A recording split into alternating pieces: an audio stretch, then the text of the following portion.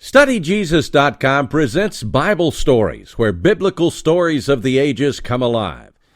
We continue with our series of Bible stories from the Old Testament with another true story found in Genesis chapter 30, verse 25, through chapter 33, verse 20, titled Midnight Wrestling Match. StudyJesus.com presents Bible Stories with your host, Dr. Joe Jackson. Stories directly from God's holy word, told in easy-to-understand story form that the whole family will enjoy, and featuring the work of a talented artist illustrating each week's story. Now gather the family because it's time for this week's Bible Story. Jacob stayed a long time in the land of Haran, much longer than he expected to stay. And in that land, Jacob became rich. As wages for his work with Laban, Jacob took a share of the sheep and oxen and camels. And since Jacob was a very wise person and very careful in his work, his share grew larger until finally he owned a great flock and many cattle. At last, after 20 years, Jacob decided to go back to the land of Canaan and to his father Isaac, who was still living, although by now quite old and feeble. Jacob didn't tell his uncle Laban that he was going away. But while Laban was absent from home, Jacob gathered together his wives and his children and all his sheep and cattle and camels, and he went quietly away. When Laban found that Jacob had left him, he wasn't at all pleased. He wanted Jacob to continue taking care of the things that he owned because Jacob was a good manager and God had blessed everything that Jacob undertook.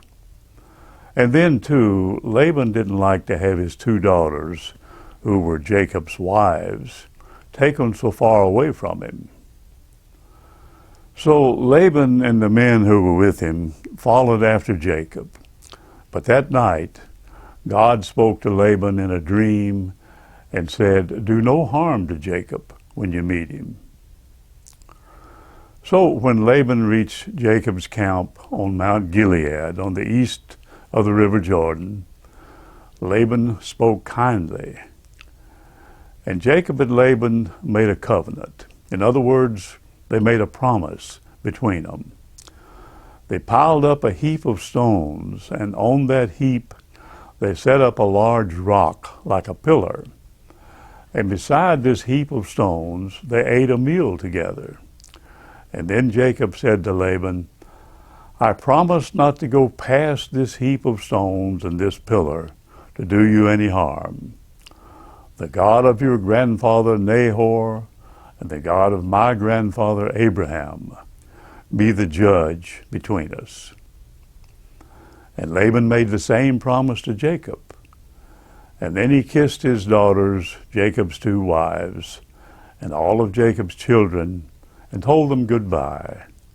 And Laban then went back to Haran, and Jacob went on to Canaan. Jacob gave two names to this heap of stones where he and Laban had made the covenant or promise. One name was Galeed, a word which means the heap of witness. The other was Mizpeh, which means watchtower, where Jacob said, "The Lord watch between you and me when we are absent from each other." On the way back to Canaan, Jacob received news that filled him with fear. He heard that Esau, his brother, was coming to meet him, leading an army of 400 men. He knew how angry Esau had been a long time ago, and now Jacob was afraid that Esau would kill him. And not only was Jacob fearing for himself, but also for his wives and children. If only Jacob had not lied about his brother's birthright years before, he wouldn't now fear Esau's coming. But Jacob knew that he had wronged Esau, and so he was afraid to meet him. That night, Jacob divided his group into two parts, so that if one part were taken, the other might escape. He also sent his brother a present. He sent him lots of oxen and cows and sheep and goats and camels and donkeys, hoping by giving such a great present, his brother might be more kind toward him. And then Jacob prayed earnestly to the Lord God to help him. After that, he sent all his family across the brook Jabbok, while he stayed alone on the other side of the brook to pray again. And while Jacob was alone, he felt that a man had taken hold of him, and Jacob wrestled with this strange man all night. The man was an angel from God, and they wrestled so hard that Jacob's thigh was strained in the struggle. And the angel said, "Let me go, for the day is now breaking." And Jacob said, "I will not let you go until you bless me." And the angel said, "What is your name?" And Jacob answered, "My name is Jacob." And then the angel said, "Your name shall no more be called Jacob, but Israel, that is, he who wrestles with God.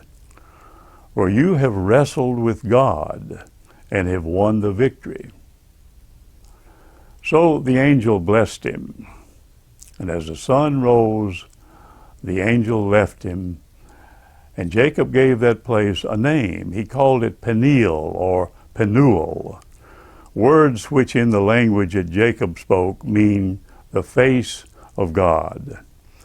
For, said Jacob, I have met God face to face. And after this, Jacob was lame for a while, for in the wrestle he'd strained his thigh. And as Jacob went across the brook Jabbok early in the morning, he looked up, and there was Esau before him.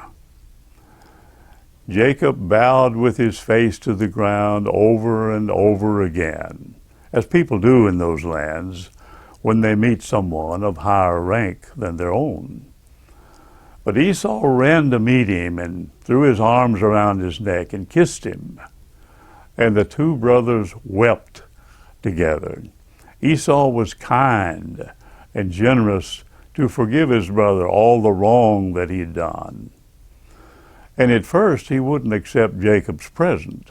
Esau said, "I have enough, my brother."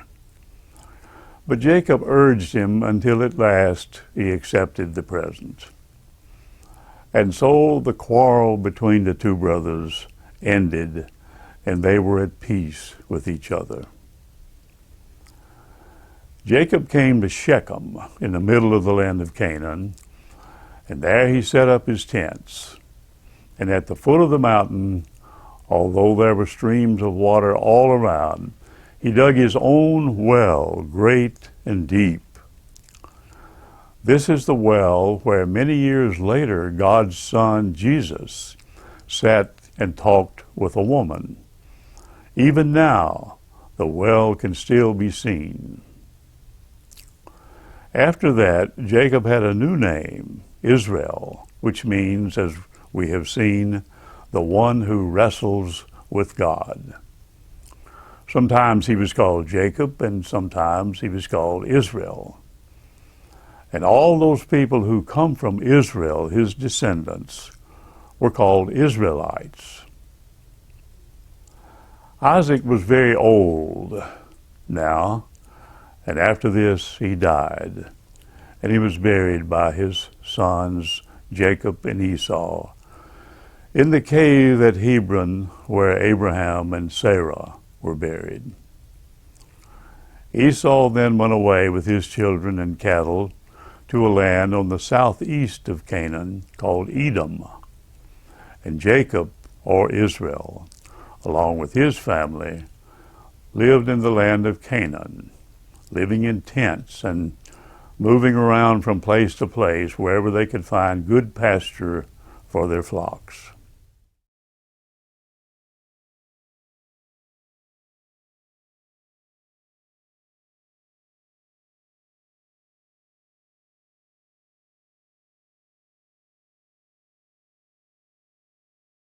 Precious memories, unseen angels, sent from somewhere to my soul.